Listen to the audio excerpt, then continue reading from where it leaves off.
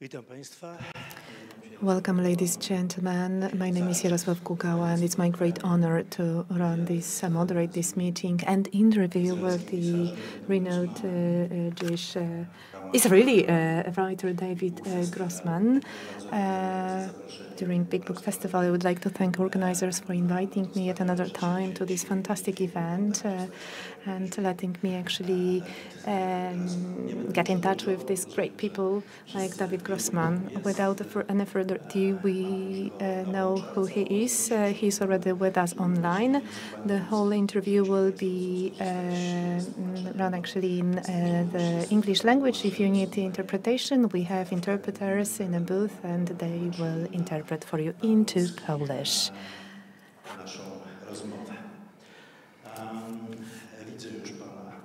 I can see Mr. Grossman. How are you today? Hello, do you hear me?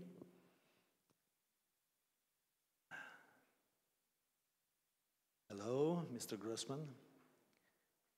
Właśnie straciliśmy połączenie. Widzicie jakie? I think we lost the Yes. Connection.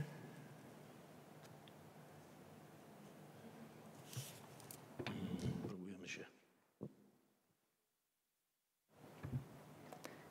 We are trying to reconnect.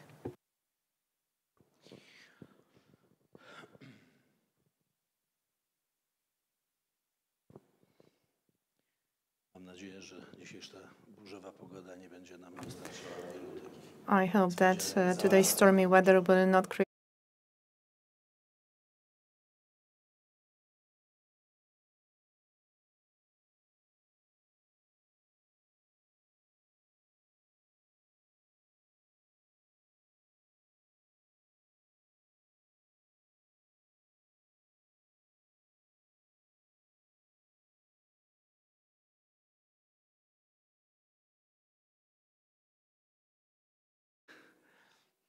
Very well, very happy to speak with you and waiting for an interesting talk.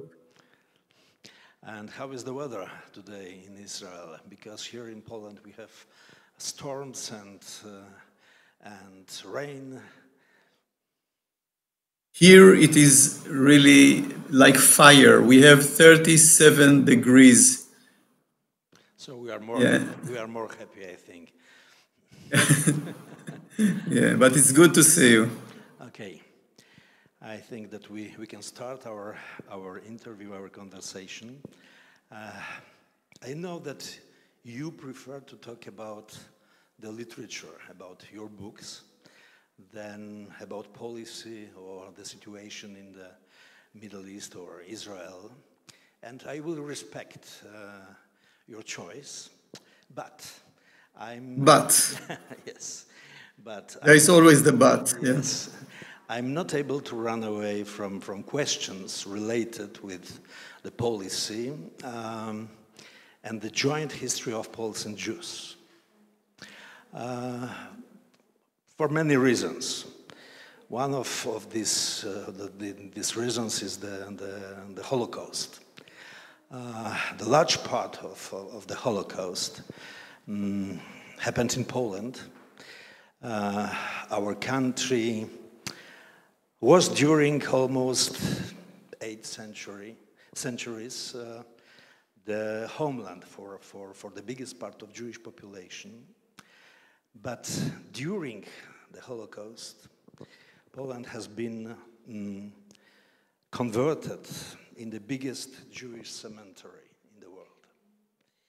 In your books we can see, I'll call it something like a shadow of Holocaust, in many details, but also generally. How is the role of Holocaust, of Jewish extermination for yours and your children's generations?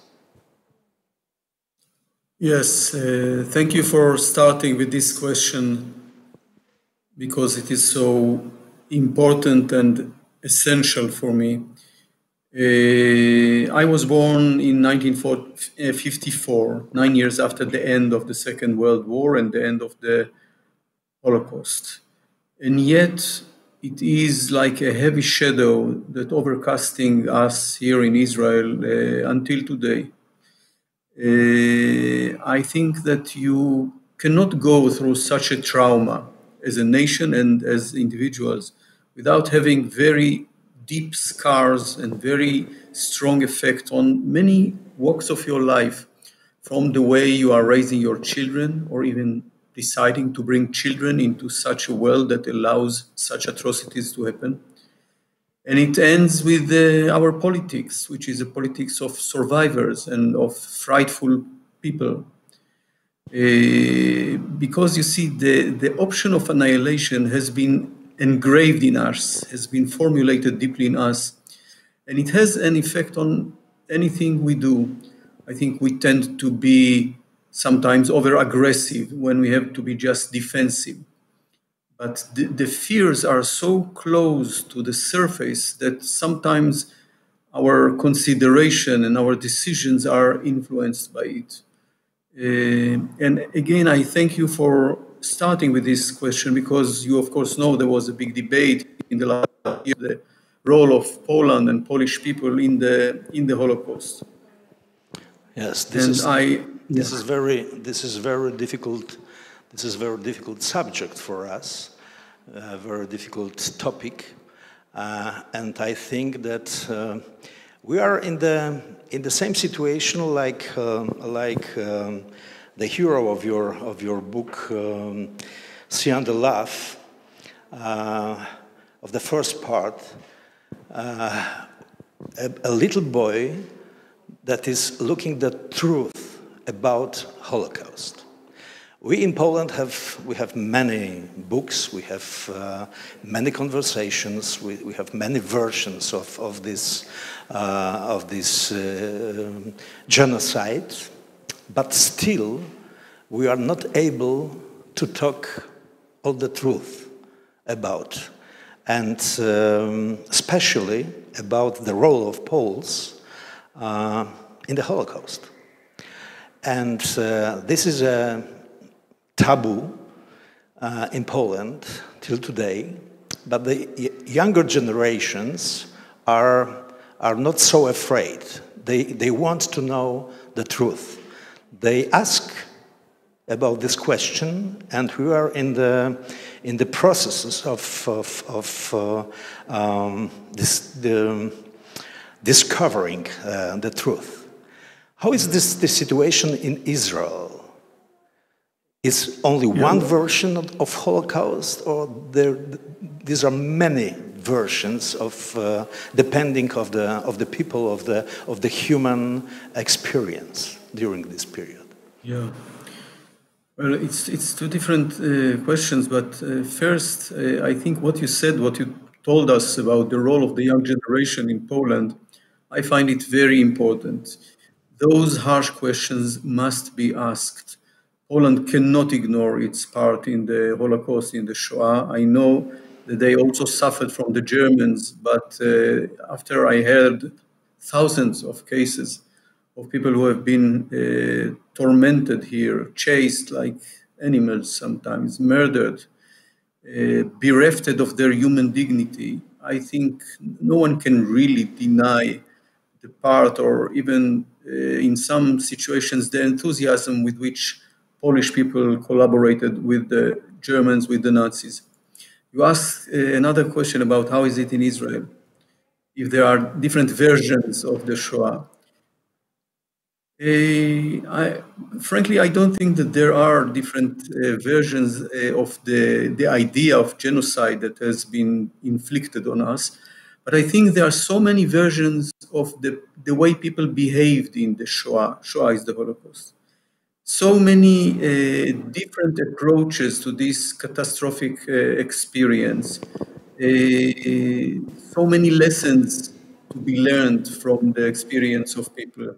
You mentioned my book, See and Love, where in the first part of it, there is a little boy called Momik. Momik is the only son of two survivors from the Shoah. And all the time, all the grown-ups around him are whispering about what has happened over there, over there. And he starts to believe that there is such a country that is called over there. In Hebrew, it's Eretz Sham. And that in this country is being ruled by a kind of a monster or dinosaur that tormented the people and crushed them. And only his parents and some other Jews were able to escape. And he tries, he's a very scientific boy, and he researches.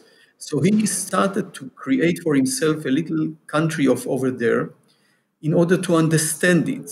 Now, even more so, because he keeps hearing people talking about the Nazi beast, and he doesn't know what that beast was. And then in the end, he was so desperate, he came to Bella, the owner of the grocery store, and he asked her, Bella, what was the Nazi beast? And she wouldn't like to answer him because he's so young. She does not want to infect him with the knowledge about people are able to do to other people. But he pushes and pushes desperately until she broke, and she says, the Nazi beast can come out of any creature, any animal, if it gets the right food and the right nourishment. And at that moment, Momik decided that he will get for himself some little animals, and he will provoke them until the Nazi beast will come off one of them. And in order to do that, of course, he has to learn more and more about the Nazis and about the Jews and about the war and about human evil. And step by step, this young boy from Jerusalem, who was a full Israeli, one total Israeli, with all the signs of being Israeli, he's being swept into the abyss of the Shoah, and all his life changes. Yeah, this is very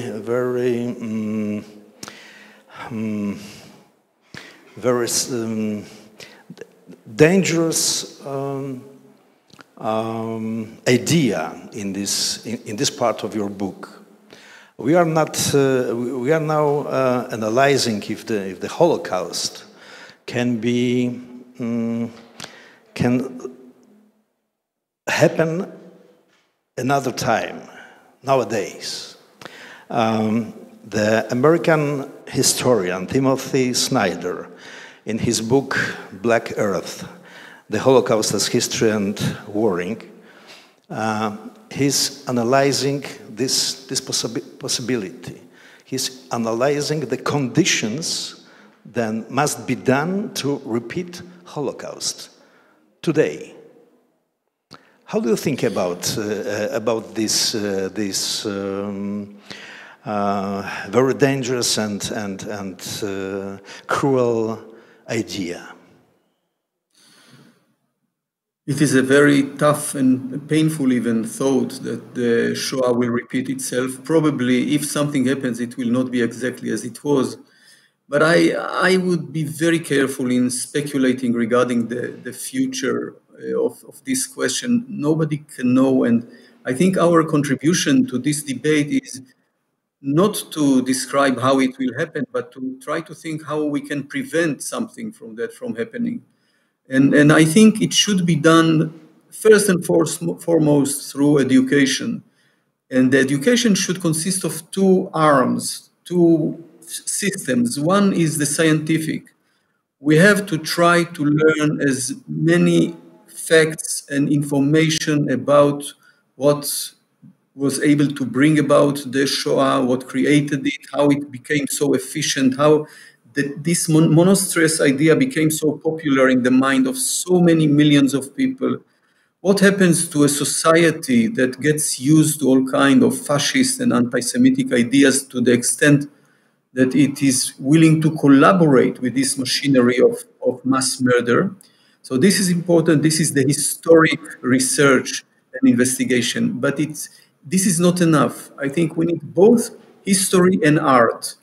Art is maybe the most accessible way of people to really put themselves in the life, in the skin of people in another era, in another location.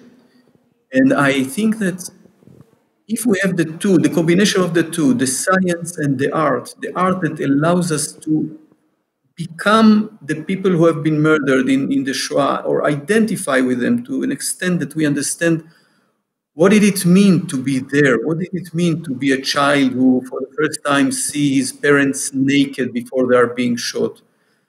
how is it possible that I interviewed one, I met two brothers who they came from Lita, and they were playing football in the yard of their school in the afternoon, and suddenly an akcja started, a roundup, and an hour later they were on a train taking them to the extermination camp, and through the cracks of the train, of the locomotive, they saw their non-Jewish friends continue to play football as if nothing happened. So when you hear something like that, suddenly you can see yourself there. And then this is maybe one of the best ways to fight anti-Semitism and to fight racism, because you realize that the others have been human beings. Your country, Israel, was created largely by Polish Jews, refugees from Poland after the Holocaust and the Second World War. What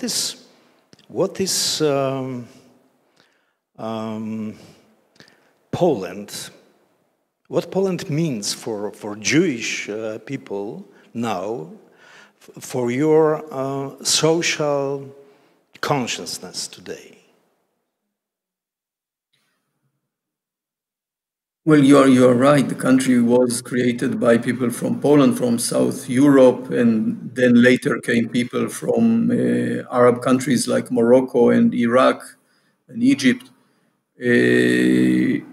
But I cannot really say that Poland today has a special sentiment in the heart of Israelis, or that there is a kind of a special attraction towards Poland, not antagonism, but something very almost ordinary in the relationship. And I guess that between young Israelis and young Polish, there is a lot of sympathy and empathy, maybe more than people in elder generations. Your father was born in Dynów, near Rzeszów, in the southeast part of Poland.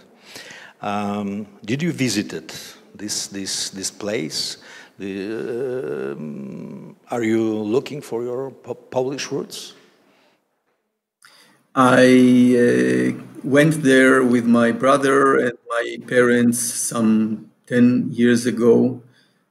We wanted to go back because there were always so many stories about the childhood of my father and about Dynów and the way he did from the bakery of the family to his little home, and how his mother, who was a widower, how she raised my father and his sister, and the school they went for, and the church that they passed on their way to the school, and they were terrified that something might happen to them when they are going there. And the strange thing was that somehow I got the impression from the stories of my father of a very dark place. And I was so surprised when we came there, and suddenly it was full of green and vegetation and water, and it was very much alive. We even found the home where my father lived as a child until he was 9 years old, and then he left to Palestine, to later Israel, with his mother and his sister. And to see this place, I must say I had double feelings. On the one hand, to touch the childhood of my father was something so important for me, so wonderful. By the way, maybe my father is even watching us now, if he managed to make the link. He's 93, going 94, wonderful, very clever and bright person. And I wish he looks now at us, at me, here in this in the gallery. So on the one hand, it was his childhood and it was meaningful. On the other, in the other way, it was the place that they ran away from, that they were terrified. And my grandmother was harassed, not arrested, but harassed with an H, by a Polish policeman. And that was the moment that she decided that she has no future there. And she took her two children and she she took a bus to Przemyśl and then a train and then another train and a boat until she came to Jerusalem. And I always think of this small lady. She was as tiny as my finger. And she felt something. It was in 1936. And she took, you know, like a little lioness, she took her 2 cubs all the way until Palestine. And when she got to Palestine, she hardly left her home. Hardly. So she did one big trip in her life, and by so doing, she saved all of us, me, my father, my children, my grandchildren, all this chain of people. Yeah, you know that this decision to leave Poland, to leave Dynów, was decisive in the life of your family, because you know the history of Jewish population in Dynów. The Jewish people were victims just in the first days of the Second World War. The Germans, the Nazis, have murdered more than 250 Jews from Dynów just 2 weeks after the invasion to Poland. And yes, and the rest was killed because the Jewish population of Dynów was bigger than 250 people, and the rest was killed during the liquidation of the ghetto 2 years later or 3 years later. Yeah, I know it, and some members of our family has been murdered there. They didn't make it to Israel, to Palestine, even though they were suggested to come here, but they preferred to stay, and they perished. They were murdered brutally. Yeah, I looked today, preparing me to the conversation with you, in the internet, the official page of Dynów and other pages, and I saw 2 Jewish cemeteries, or 2 places of 2 Jewish cemeteries, which are existing till today. These are only for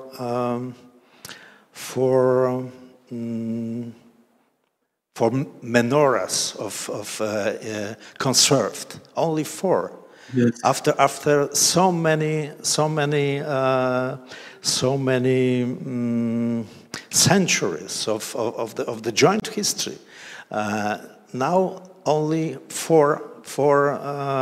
we know the names officially of 4 people conserved in the cemetery of Dynów, but they have also a place in Dynów, the new Jewish Memorial Center, which is existing now. Very, very small but interesting place, which conserves the history of Jewish population in this place. Yeah, I would like to visit it next time. No, it's news for me, but next time I'm there, I will go and watch it and be there. Yeah. Yeah. Okay. And the truth about the Holocaust is that in Poland died 3 million Polish Jews, Polish and Hungarian also. The biggest part of victims of Auschwitz-Birkenau were not Polish, but just Hungarian Jews. But also we have 3 million of Polish, Catholic victims. And we are participating, not directly, but I think that we are participating in a special competition of pain, competition of genocide. Yeah. How do you see this problem, that every nation is looking for his own victims, and don't have forces or don't have time to analyze the pain of another nation. Yeah, well, I think you described it very accurately. Almost every nation is creating itself around of a big national insult. And the insults and the memory of the humiliation of the pain becomes very legislative ideas in the identity of many countries. You know, I'll speak as a writer. The heart of writing is to understand another human being from within, and that means not to impose on this other one your inner constitution, but to be able to look at what this other is suffering from, where his justice is, where his story is. I think this is something that I wish nations would do it again through a process of education, to be able to see the suffering of the other, to be able to, you don't have to identify, you don't give up on your identity, but to try to find the points of pain in other people. And I think it's so important because it's a way to be in this life, not only from the outside, but really to immerse yourself in life and to be generous enough to allow other people to have their story and their suffering as well. Another very important person related with the Holocaust is Bruno Schultz. In your book, See and Love, we read about Bruno Schultz, who was one of most original Polish writers and artists, author of one of more exciting artistic creations. And he was killed, maybe in the ghetto, maybe by a Nazi SS officer in the street of his shtetl, Drohobycz. How do you discover Bruno Schultz? He wrote only 2 books, but his importance, I think, is in the world literature is enormous. It's enormous today. What do you think about this phenomenon? I came to know Bruno Schultz after I finished my first novel here in Hebrew in Israel. Israel is a very straightforward country, and people immediately will tell you when they read the book from whom or by whom you were influenced, who inspired you, from whom did you steal your ideas. And I think it's very understandable. It's like when there is a new baby in the family and he comes from nowhere and nobody knows about him. So they lean over his cradle and they say, yes, the nose of Uncle Abraham and the chin of Auntie Malka, and they make him belong. So it was with me. I was a new kid in town, and people told me who inspired me, who educated me, and from whom I stole. And there was this guy, Daniel Schilitz. He passed away in the meantime, unfortunately. And he grew up in Poland, and he came to Israel in the 80s. And he told me, of course, you are deeply influenced by Bruno Schultz. It sounded like a compliment, so I didn't argue with him. But I must say, to my ignorance, I didn't know Bruno Schultz until then. So at that night, I told this little anecdote to friends, and they said, we have the book of Bruno Schultz. It's translated to Hebrew. So I took it, and I started to read it the day after. And I was unable to stop until I finished it. And then, I mean, he is such a genius. And in every paragraph of Bruno Schultz, there is such an explosion of life and vitality. It's like a volcano of creativity and imagination.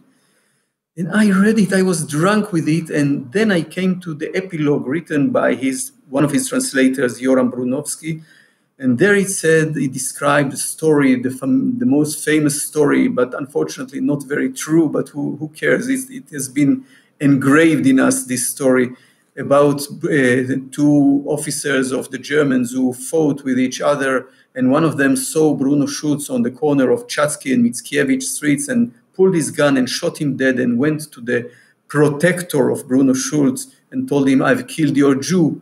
"Very well," said the protector, "now I'll kill your Jew." Now, Jarosław, I read this paragraph and I didn't want to live in such a world that allows such atrocities. To think that this volcanic character of Bruno Schultz, that his death was described with these narrowing, stereotypical, terrible, dead definitions. "I killed your Jew, so I'll kill your Jew," as if people are replaceable, as if people are like furnitures that you can replace them. I just did not want to be anymore in this world. I remember I went out of home and I walked for some hours like in a kind of a mind fog.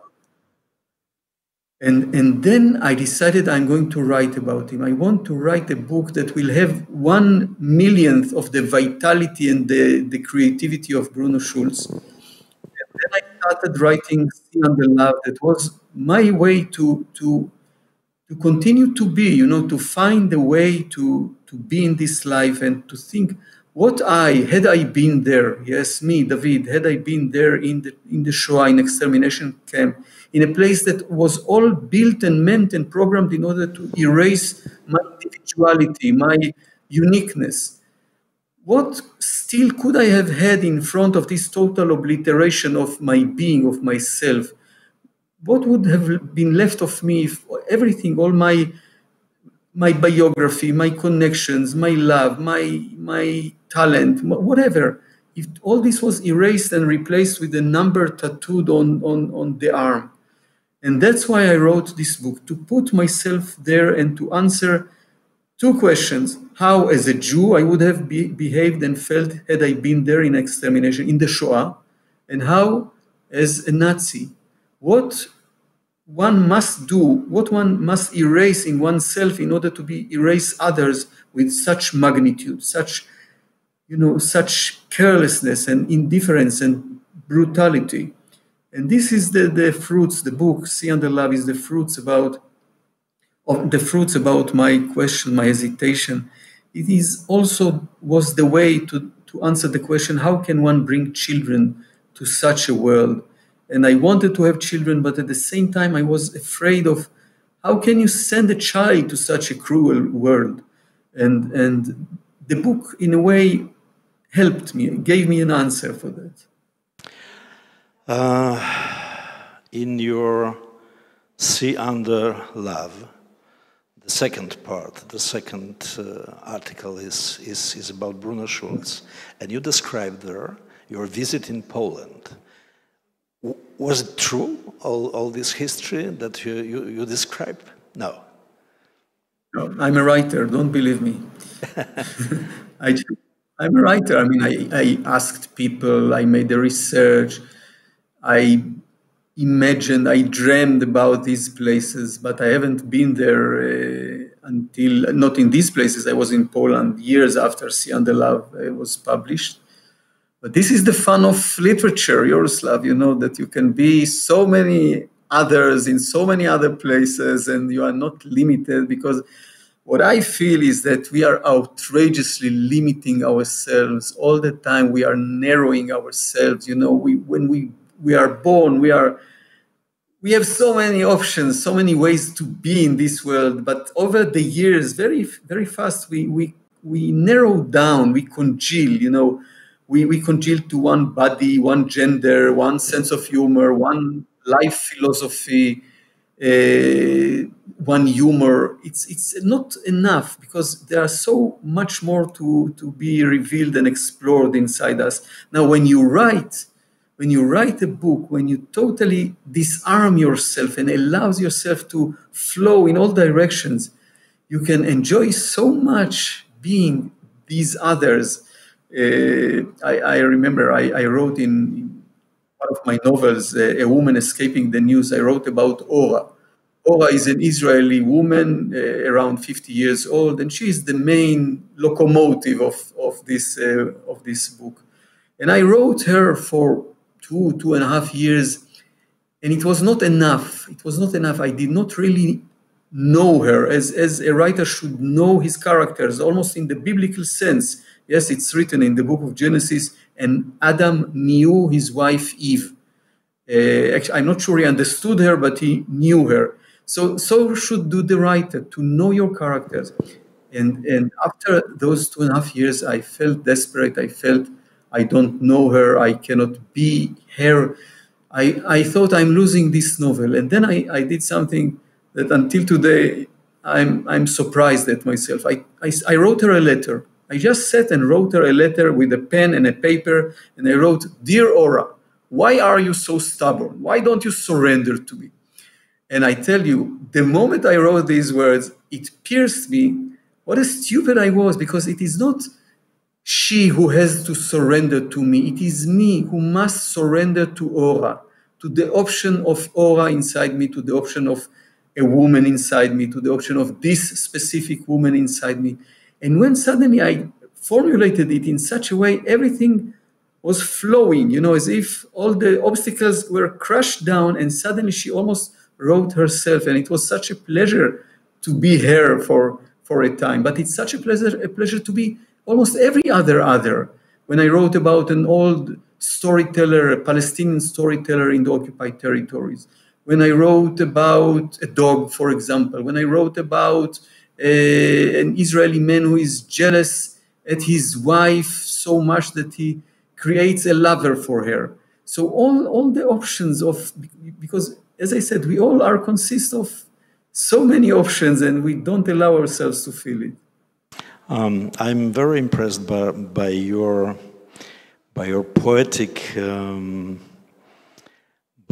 poetic presentation of Bruno Schultz being a fish. Yeah. It was really something very close related with the creativity of Bruno Schultz, exactly, with his type of vision. Do you think that this is the influence of real influence of Bruno Schultz on your writing? I'm sure there is influence of him on my early writing, even though I wrote my first novel without knowing him, and immediately I was told that I was inspired by him, as I told him. But Bruno Schultz is a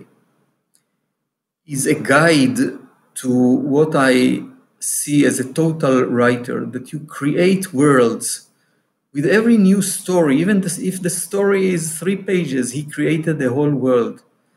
This is something I learned from him. He is not afraid of wealth, of abandoning himself and giving himself totally, generously, which, by the way, was quite the opposite to the way he lived his life. He was quite terrified and refrained person. And only in his writing, he allowed himself this richness. By the way, you know that some years ago, I met a man in Israel in an elderly people's home. His name was Ze'ev Fleischer. He's no more alive, unfortunately. And he was a pupil at the class gymnasium where Bruno Schultz worked in Drohobych. And Bruno Schultz liked him very much because he was a very gentle boy, very feeble boy, unlike the other boys in the class who were sometimes really very wild and aggressive towards the poor Bruno Schultz. And my Ze'ev Fleischer, this guy, he felt that Bruno Schultz is telling his stories in the class, especially for him, for Ze'ev. And then the war broke up, and then one day there was a roundup, and Ze'ev Fleischer was then 16. He was hiding at the home, and he saw some units, some squads of killers consist of both Polish and Germans, and they were shooting Jews on the street, just killing them like dogs sometimes. And after that, this killing unit left, and my friend Zeev, 16 years old, he walked secretly, hidingly, looking for his mother, and suddenly he saw that from the coat of one of the people, the dead corpses, there is a piece of bread. So for him, a piece of bread was like a treasure. So he turned the dead man upside down, and then he saw that the man who carried the piece of bread was Bruno Schultz, his beloved teacher. And I'll tell you something. I asked him, did you take the loaf of bread? And he said, no, of course I couldn't take him. And then in the evening, Zeev Fleischer called me and he said, listen, I think I misled you. Maybe I took part of it, but I couldn't take more because he was my teacher. And I told him, listen, I'm sure Bruno Schultz would have loved to know that he gave you, at his last moment, he gave you this bread, this food to bring to your mama, except of all the other good things that he gave you while he was alive. Stanisław Grochowiak, my favorite Polish poet, wrote in his poem Ars Poetica, hours of writing, they heal wounds. Even the death is far away, like in childhood. Hours of writing heal wounds, and more.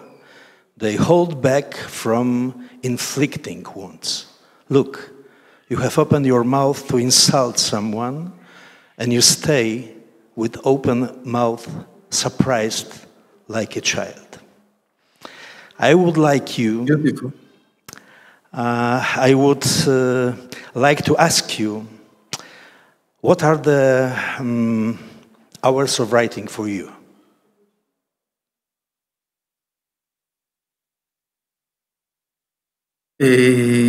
First of all, it's almost the heart of my life, except my family and some friends. This is what gives me life. But I tell you more than that. You know, I think we know what life is. We don't know what death is. Nobody ever came back from the other side. So there is a total nothingness beyond the wall of death. But I think that for religious people, there is some comfort in thought of afterlife, of heaven and hell, and God who will comfort them for what they did or punish them. I am a non-believer. I'm a secularist. So I cannot take comfort, if I need, from the thought of afterlife. But I learned something from writing, that there is one thing only in which we can feel, one dimension only, in which we can feel both the total nothingness and the total there-isness and the total existence, the total being. And this is art. When we are doing art or when we are consuming art, we can be, if this art is good, if the book is good, if the painting, the music, the movie, the theater, if they are good, if they are sincere, if they are authentic, then we can touch simultaneously both the total being and the total nothingness. And I think this is the place I try to get to when I'm writing, and this is the place that I find in books that have changed me, that have read me, that have educated me, not only as a writer, but as a human being. Art, this is the secular answer to your question. Okay, and you being writer, you feel the influence of your creation of your books on the relationship with your family, your friends. They are treating you like a human being, a colleague, or author of this beautiful, author of this interesting, beautiful books that you wrote. Thank God, I say in my atheistic way, that my friends treat me normally as a good friend that I am to them. We all grew up together, all all our very close friends. We are from the same age group, and we raised our children together, and now our grandchildren. And there is one who is a biochemist and another who is a psychologist. And there is this writer, okay? I hope I am a good friend to them as they are good friends to me. Some of them, by the way, are my first readers, starting with my wife, who reads every text that comes out of this home and makes her very wise remarks. And there are also 3-4 friends who would read the first versions of every book of mine, and they have no respect towards me. They are really brutal, and they tell me exactly what they think, and I listen to them, and if they convince me, I will change some of my ideas according to what they told me, because I trust them, because they have very good taste, and as I said before, because they have no respect for me. You started to talk about the religion, in Israel, in Poland, we live in a Judeo-Christian tradition. Our awareness is based on this type of religious traditions. Of course, many of us, we are secularists, atheists, agnostics, deists, etc., etc. But still, this traditions is strongly present in our world.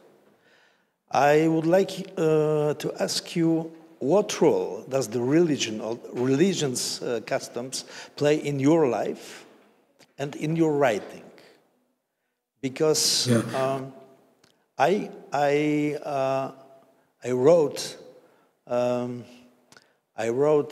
about tragic events in your life, and the reaction, your family, you were in this moment deeply in the religious tradition. What is the role of the religion, of this type of custom nowadays? Yeah. First, allow me to relate to what you said about the experience of my family. We lost our son Uri in a war in Lebanon 14 years ago. He was our second son. We still have 2 children, a son and a daughter. But I cannot say, and it's important for me to stress it, I cannot say that we found comfort in religion. All of us, all the family members, as I said before, we are non-believers. We believe, if I can speak on their behalf, we believe that the man stands almost naked in front of the aridity and brutality of reality. I understand the need, the psychological need to have a God, to have a father, to have some meaning in what happens. But unfortunately, I cannot comfort myself by believing in it. And on the contrary, I tell you, I want to live in a world without God. It's important for me. I want to live in a world that it's only on us humans to set the values, to set the beliefs, to be human beings, with all what that entails, to be generous, to be merciful, to be honest. And you can do and be all that without God. And maybe it's harder to live like that. I must tell you that I saw other families who lost their beloved ones in the same war and in the same tank that my son was a soldier at. And for them, for the religious among them, it seemed to be somewhat easier. I don't think it's easy, it's never easy. But they had the story that organized their loss in a way that was more merciful than our story. And another thing, I think that the mixture of religion and politics, as it is in Israel, is very explosive combination, very dangerous. This what created the movement of the settlements, which is a terrible, catastrophic obstacle between us and peace, if ever in the future there is peace, because they were planted in places that will prevent creating a viable border between Israel and Palestine. The more people are confused in Israel, the more they feel that they cannot have any control on the events, on the future, the more there are fears of war, the more people turn towards religion and religious belief, or they withdraw from the situation, the confusing, the terrifying situation. They withdraw and they hope that someone will do the work of thinking, of having conscience, of deciding on the future for them. The problem is that this withdrawal is very dangerous. It leaves a kind of an empty place, a void between the citizen and what his country is doing on behalf of his or her name. And this void never remains empty because all the fanatic and the fundamentalist elements, both religious and national, are pouring into this void, and they are taking over our life and our future and the future of our children. Now, I just want to say one more thing that might confuse you. Every week, once every week for 3 or 4 hours, me and 2 other friends, we are studying the Bible. For 31 years by now, we meet weekly and we study the Bible. We do what Jews used to do throughout history, which is to read the Bible with magnifying glass. And sometimes we read a sentence and we stay on it for 2 or 3 weeks and we think and we ponder and we give associations, and it can be associations from the last book in Hebrew that we read till the last scandal of the NBA. Everything can relate to it. And I think that when I read the Bible with my secular eyes, okay, but I read the Bible and it's mine as it is, as it belongs to the religious people. I suddenly understand so many things about us as a people, as a society, us as individuals, us the Jews, I mean, as individuals. I understand the roots of the always problematic relationship between the Jewish people and countries and nations around him. I understand much more the Hebrew language, because so much of the biblical language is being transferred into the modern Hebrew, and so many people who have no religious education and no, maybe even not other education, but they speak Hebrew and they quote the Bible.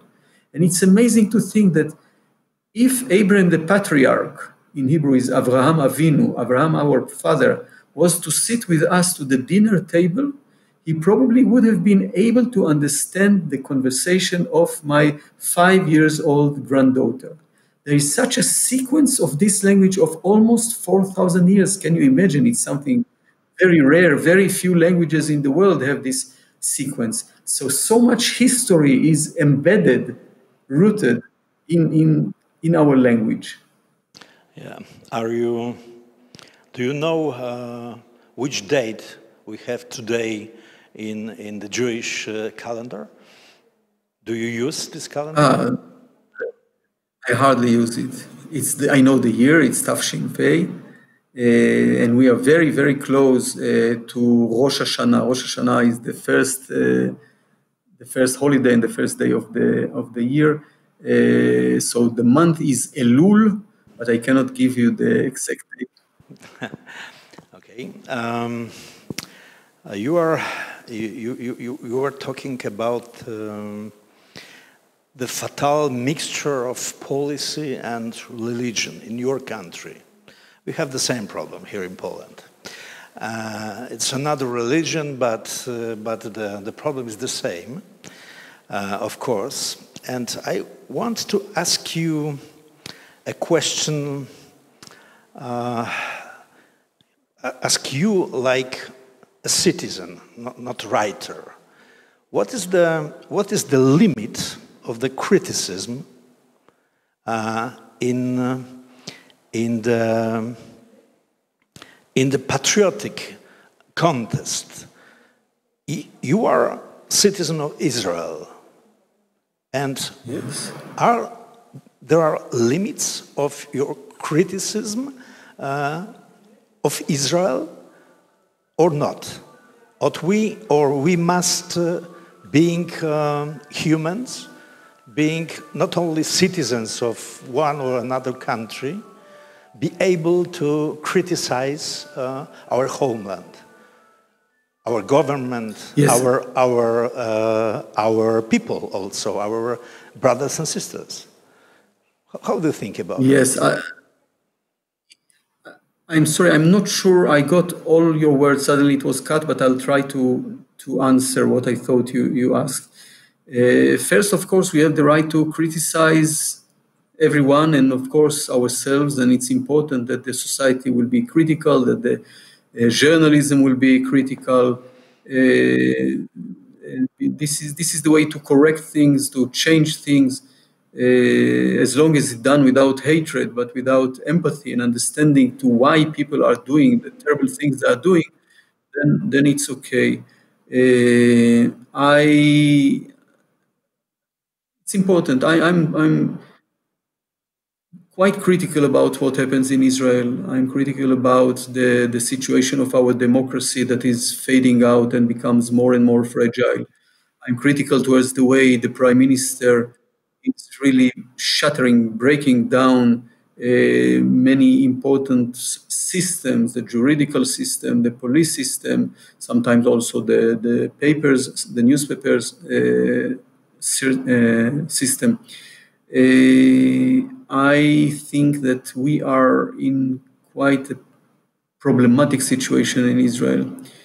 It's a very strange phenomenon. We are a democracy, apparently. I can say whatever I want. I can write whatever I want. There is the right of gathering most times. Sometimes the police becomes very harsh on the demonstrators. But at the same time, we are occupying another people, the Palestinian people, for 53 years.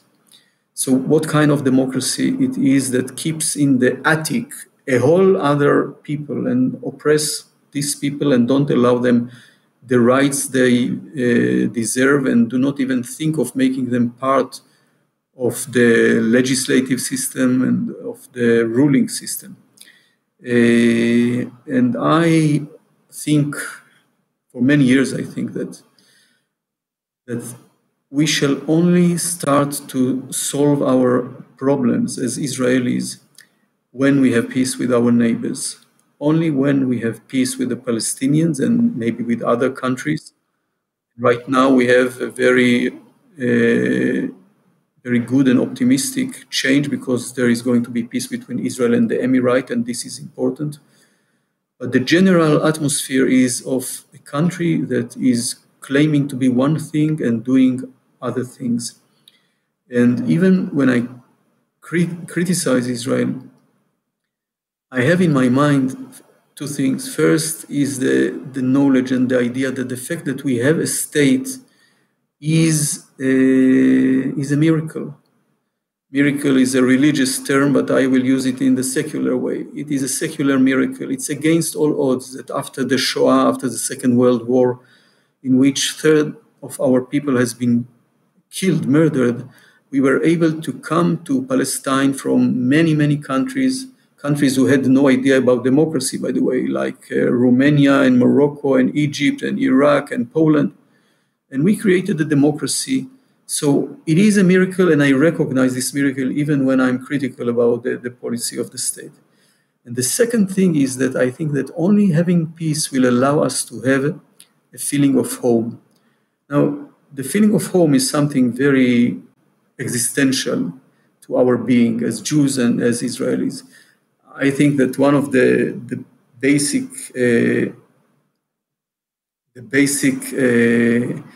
definition of a Jew as an individual, as a collective, is of someone who never really felt at home in the world. We never felt at home in the world. Even in the most hospitable place, we were all the time subject to a kind of an attack, an exile, mass killing, genocide. All the time, the earth was shaken under our feet. And we came to Israel in order to have this place as a home, and a home it should be. It is not still the home I wish for. It's more like a fortress than a home. But it will become a home when we shall have peace with our neighbors, when we know where our political entity ends and where their political entity starts, when we shall know where the walls are.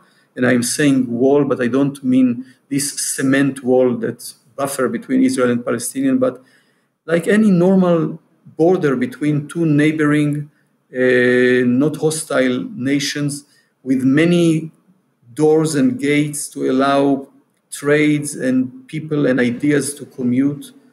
Only then we shall have a feeling that we have a future there, because, you know, Jarosław, we have a very strong sense of our past, and we have a very agitative, very stormy present. But regarding the future, we have a very fragile feeling and belief. I know it sounds horrible, but if you look at the facts, if you look at the numbers, we are about 6-7 million Jews there in the Middle East, who is not very hospitable for us, who never really internalized Israel, who never really understood that our attraction to Israel is not only a kind of a bureaucratic mistake or because we are an extension of the imperialist West. We are not. We belong to where we are. Here we originated as a people, as a religion, as a culture, as a language. And this should be our home. This should be the place where we feel confident, where we shall feel that we are able to decode all the codes of the place. We shall be in a place that is relevant for us. Even the things that are painful, that are mistaken, are relevant for us. I know why people are doing the stupid things or the criminal things they are doing. This is the only place I can feel it. I cannot feel it in any other place in the world, even if I can have a very comfortable life in other places. I want to be here. I want to understand the place. I want to write about it. I want to give words to things that have no words. I want it to be a home. Sorry for this long speech. Yes, okay. It's all very important and very very clear. Is Hebrew your homeland, your language, or are you able also to communicate in Yiddish with your neighbors or with your family? Hebrew is my homeland, like Israel is my homeland. But of course, I think Hebrew is the only language I really know, and I know some of the layers of it, and I know the nuances of it, and I know... Hebrew for you was your first language, your native language. Yes, my native language, my mother tongue, as they say. I could understand a little Yiddish, especially when my parents spoke with each other, so we shall not understand. So with the needs of the survivor, I had to study their language to be able to know what they are planning against me. And then at high school, I studied Arabic because I thought it's essential to learn Arabic in such a region where we live. You know, you can communicate in Arabic with your Palestinian neighbors. I can. I was able to do it much better, but for some years now there is almost no communication between Israelis and Palestinians. But I still can read a paper. I hope I can read a book. And I know that after some days in an Arab-speaking country like Egypt, where I visited some years ago, the language came back to me. And by the way, when I studied Arabic at high school, suddenly I understood Hebrew better. I understood the structures of the Hebrew grammar much better. Also because these two languages, the Hebrew and the Arabic, they are sisters. There are so many words that are similar or reminding each other. I think the languages show us, the peoples, the Israeli and Palestinian, how close we can be. Thank you very much. Now I will ask in Polish our public. Maybe someone wants to ask you something. Proszę Państwa, gdybyście chcieli zadawać pytania, to bardzo proszę. Tu jest mikrofon i jest możliwość zadawania pytań. Okay. I have a question from one of our followers. I can use this word because we are in internet. So when can we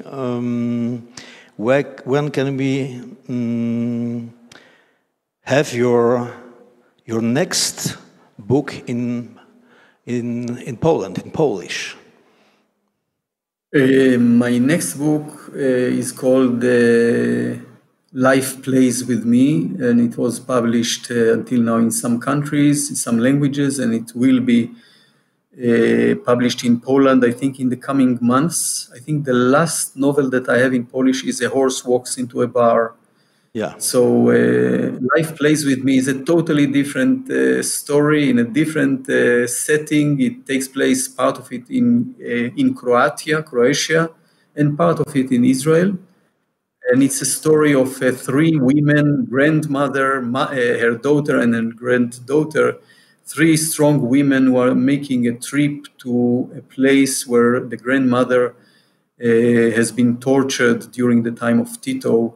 And there is kind of a family wound that separates the three women. And the book is about this trip that they took. Do you like stand-up?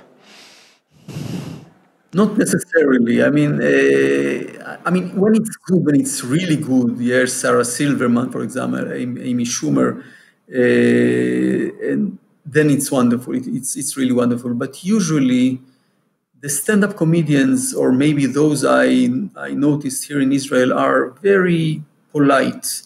They are very reluctant to brutally attack the government, for example, because they know that most of the audience is right-winger. The majority in Israel goes to the right wing, not to the left wing, unfortunately. The left is what is left of the left, the leftovers. So I hardly saw a stand-up that really drove me crazy.